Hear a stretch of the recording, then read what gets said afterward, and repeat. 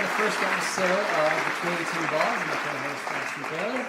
Balls are very smooth. And you guys all know me. I've done several videos for our league throughout the years. This is our, 13th year? Is that what Joe said, 13? You did videos for our league? Most of you don't know, most of you don't participate, but for those that do, I hope you enjoy these ones. Hopefully we can make it a weekly thing, but we'll see. We don't have any games going on, or any previous games so far, so we'll just break down the draft and then the upcoming games and see who did the most fucking up. I think we already know, mostly. Josh. That is hands down. And Andy with his spam email episode was pretty good too. Wow. Yeah, Andy, look in your spam email to find this video. And without that, I guess we'll go right into it here. I'm going to start off with the Josh and Steve Jones matchup. So first we got Josh and Steve Jones, who I actually was watching Steve Jones' draft, and I commented to him earlier that I think he made possibly the worst going. And he was quick to point out, look at Josh's. And holy shit, he was right. Josh went right through the list of players on what had to have been last year's magazine and just started picking, what was best available. And because of that, he did what we all have done throughout the years in our draft. It's the test of time. Someone has always drafted a player that is out for the year before the draft started. So, and we all knew who that was. Later on, that curse continued, and he got McKinnon, who had later tore his ACL the following week. And this has left Josh easily the worst team to enter the season. And Steve Jones right behind him, although ESPN has disagreed. But this one is going to be a shit fest with Steve Jones coming on top, getting the early 1-0 season victory, and Josh is going to be coming from behind for a long time. But we have seen Josh put together seasons like this before, enter really shitty, really dragging ass, including last year. I think he went maybe 0-3. If he did have a win before that, it wasn't by much. And guess what? He finished up second. And I expect Josh to do some pretty good things as the year goes on. But game one will not go in his favor. So good luck to Steve. And here's a quick video of how I think this game will play out. ACL, sir. ACL tear. ACL tear. Got it. Says here you rushed for 1,000 yards last season. Keep it up, you can turn pro. Hope so, Coach. Nothing can hold you back, except an unforeseen career-ending injury. What are the odds of that happening? ACL tear? It's a seal, sir. ACL tear. Got it. ACL tear. Josh, I especially like their line of mentioning Josh coming from behind, which is usually pretty common for him, but it's usually his behind, and he's not the one that's coming usually. But anyway, I'll take it from here and do my review on my brother, my dear brother, J-Bait, whatever you want to call him, and Jaeger Bombs, who might as well be a brother, like a half-brother, step-brother, gay brother. I don't know. It's tough to tell the difference between the two queers. But either way, so first off, the video that I decided to pick doesn't have anything to do really with the teams that these two fuckheads drafted. It's more about Jaeger, me, Jesse, Dave. Well, Dave wasn't at the draft, but Andy. Anybody at the draft looking for Jay. So roll the clip.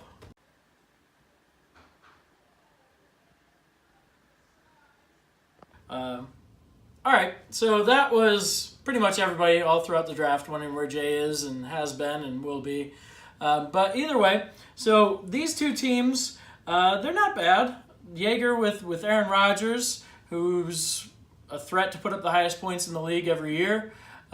Jay with Jimmy Garoppolo, that seemed good so far in the 5 games he played. So he's kind of a wild card.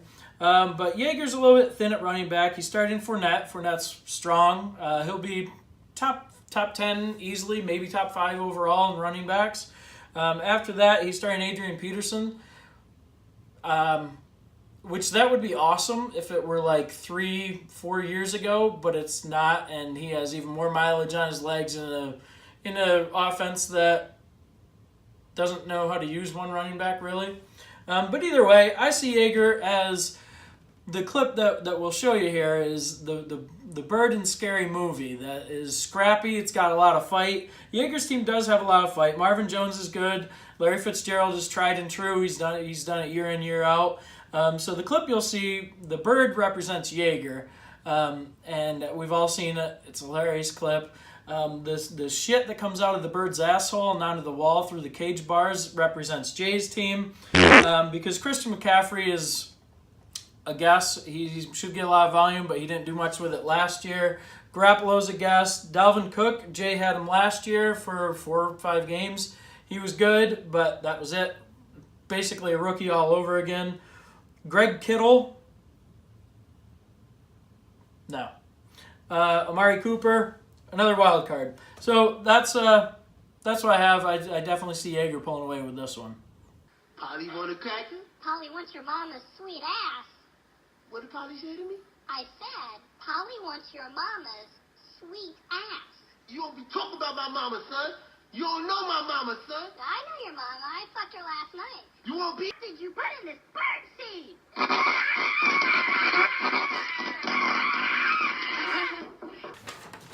So Jaeger, huh? Yeah. And that shit about Peterson. Well, that's only one player. There's a lot of question marks on Jay's team. Because he was 3 years ago, he said he'd be good. You had him on your team last year.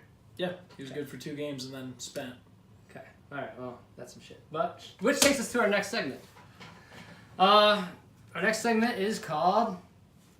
You know what's bullshit? Yes, you know what's bullshit? My brother's championship team last year. So it starts off with his first carry of one of his running backs, Kareem Hunt. He fumbles.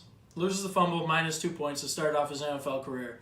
So Jay gets on the chat and, my running back fucking sucks. My team sucks. Wasted pick. You big idiot. Crying, pissing, and moaning. And then what's he do after that fumble? I believe they went out to beat the Patriots by like 100 points. Yeah, I think he scored every point. Because fantasy-wise, he put up something like 42.7 points. 42.7. Mm-hmm. Yeah. Just off the top of your head. Yep. Jay, I'm sorry you didn't get the 44.7. But what's bullshit is, aside from him, you also had Dalvin Cook, who was excellent for the first 4 weeks of the year. And one more, right? Blew out his knee, so he was done. Well, that's So, devastating blow to a fantasy team, right? Oh, no, he also has another guy. Maybe you've heard of him. I haven't. Todd Gurley. No? No. No. Auto pick. Yeah.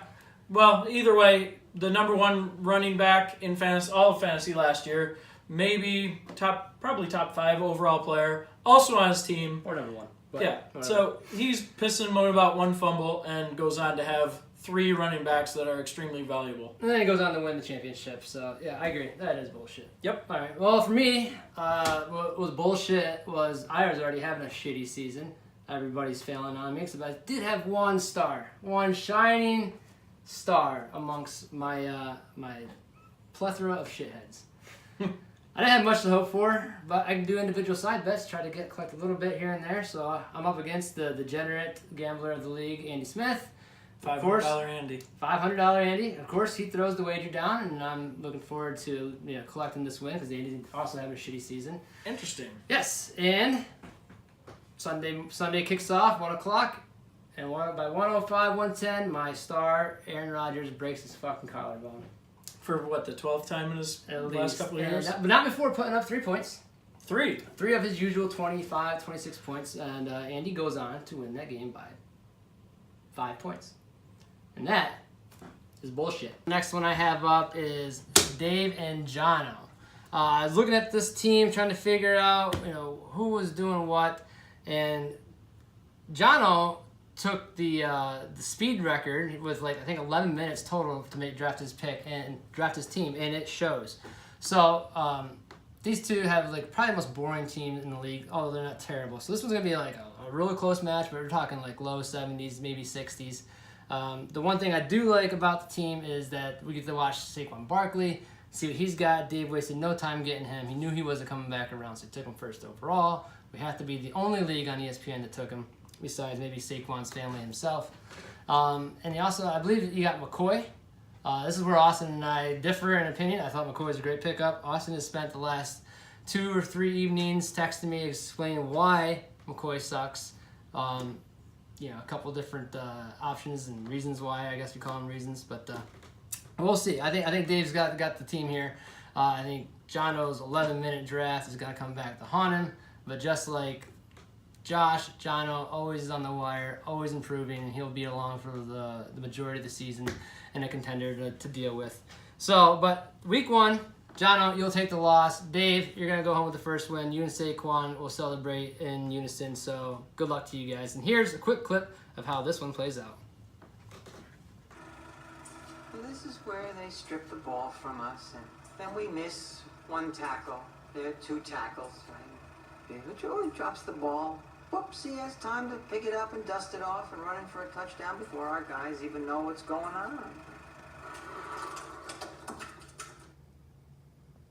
Well, thanks for that wrap up there, Jess. Yeah, we absolutely differ on LeSean, and we have a little side bet ourselves on that. Just a little something from the something store that LeSean finishes outside of the top 22 running backs. That's my stance on it. We'll see how that pans out, but I'm looking forward to getting like a Microsoft Zune or some bullshit from that store. But next up, we have the Dip and Brad Ree. So for this, we'll start off with the clip. And in this clip, Steve Covey, the Big Dipper, plays the part of Leonardo DiCaprio, and his team is his highly projected, pretty strong on paper team. They're represented by the white Lamborghini. So, go ahead.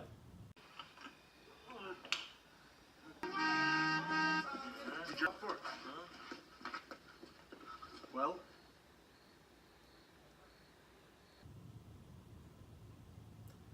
So, you can see, Steve Covey has this beautiful white Lamborghini of a team projected to score over 100 points, the only one. And there he comes, dragging himself up to the Lamborghini and taking the reins of it and totally wrecking it all to hell. So, his team is strong overall. It's got a lot of valuable pieces like David Johnson. We all know him. Robert Woods should get a lot of volume in St. Louis with Jared Goff. Another season of Jared Goff throwing to him. Rob Gronkowski and Chris Hogan for New England. If they're both healthy and not suspended or anything like that, they could have huge years. Those are big ifs, but somehow the Dipper's going to find a way to Jake Delhomme it.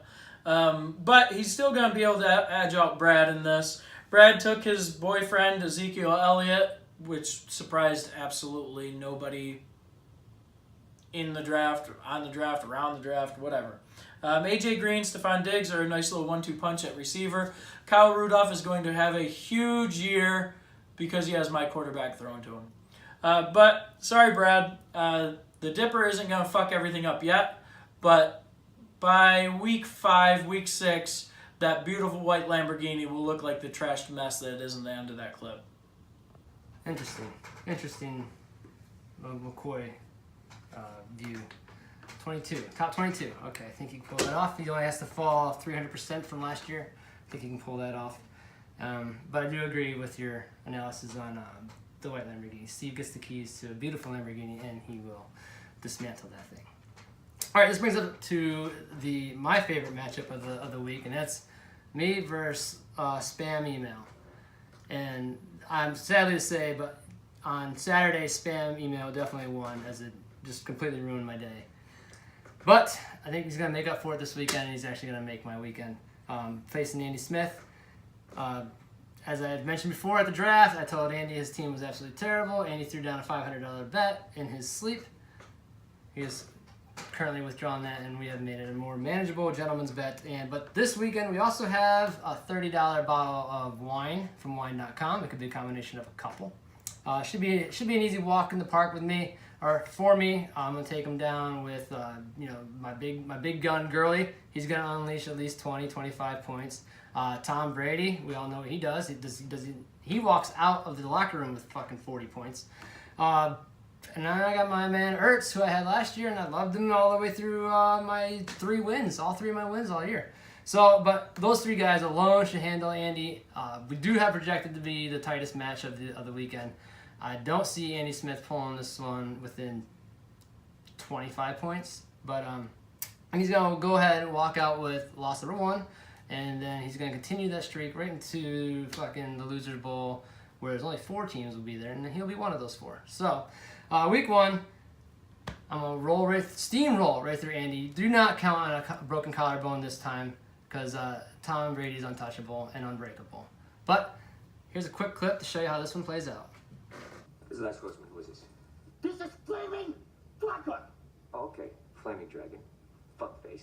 First, take a big step back and literally fuck your own face! Now, I don't know what kind of pan-Pacific bullshit power play you're trying to pull here, but Asia Jack is my territory. So whatever you're thinking, you better think again. Otherwise, I'm gonna have to head down there, and I will rain down an ungodly fucking firestorm upon you. You're gonna have to call the fucking United Nations and get a fucking binding resolution to keep me from fucking destroying you. I am talking scorched earth, motherfucker. I will massacre you. I will fuck you up.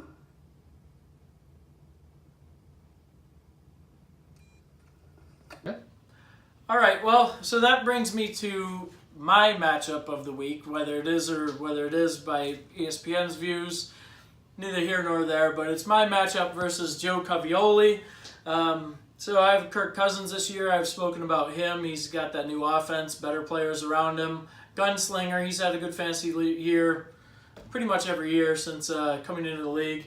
Also have Jordan Howard, who's reliable. And my 1-2 punch, the death knell, is Antonio Brown with Tyreek Hill. Tyreek Hill, still very young, inexperienced, but true playmaker who can score at any point in the field. I think that with those guys, I'll have a very strong team and should compete week in and week out. Joe Covey's team is also strong with Jared Goff, who had a great year last year. Kamara, an even better rookie year. Kenyon Drake, that's one of Joe's hometown heroes, being a Miami Dolphins. And I think probably about the only draftable Miami Dolphin player. So, sorry, Joe, but you'd probably say that for yourself anyway. Mike Evans had a good year a couple of years ago. A couple of good years, actually. Last year was down a little bit, but he'll come back strong.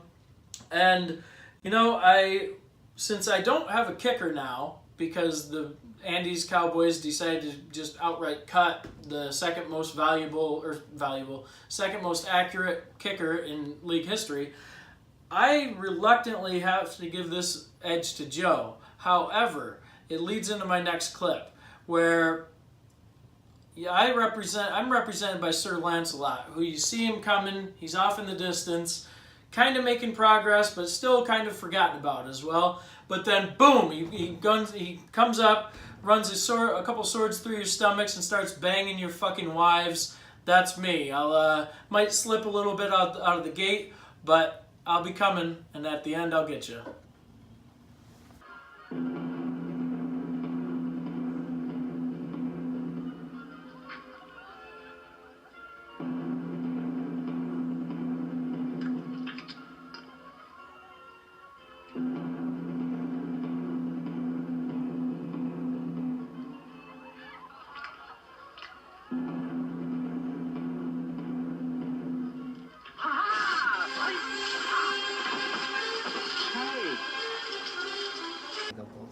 Like, be friends.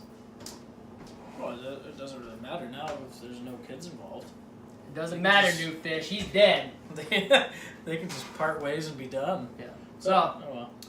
all right. Well, so that's the Facts. that's the facts. That's how it's gonna So go. that's the week coming up, and that's how we see it to happen. So before we wrap it up, so who do you see excelling this week? Who's going to emerge week 1? Any of the big bomb droppers, one of the top 4 or 5 quarterbacks going to emerge, or we're going to have a newbie? No, Aaron Rodgers, he's reliable. Brady, Fucking arm. maybe he'll show his age, but probably not. I mean, he is 40-something playing like he's 20-something, so he'll be another good one. Surprisingly, Russell Wilson was the top-rated quarterback last year. I don't know if you or anyone else knew I it. don't know how it happened. I No. didn't even see it. No. Yeah, I saw the stats. And then, He might get his 150 yards passing, which sucks, but he'll have 85 rushing yards and 3 combined touchdowns, and somehow he'll be dropping bombs. all right. So top 3 quarterbacks. Well, I'm going to go out on a limb here and say Deshaun Watson. Deshaun Watson, he started off hot last year. I think he's got a chip on his shoulder, showed everybody the injury's not going to linger, and he's here to play some football. So I'm going to keep an eye on Deshaun Watson, and I think he's going to be your bomb dropper of the week. He was a fun player to have last year before he got hurt, but All right. I like that. That's a good pick. Good luck, everybody.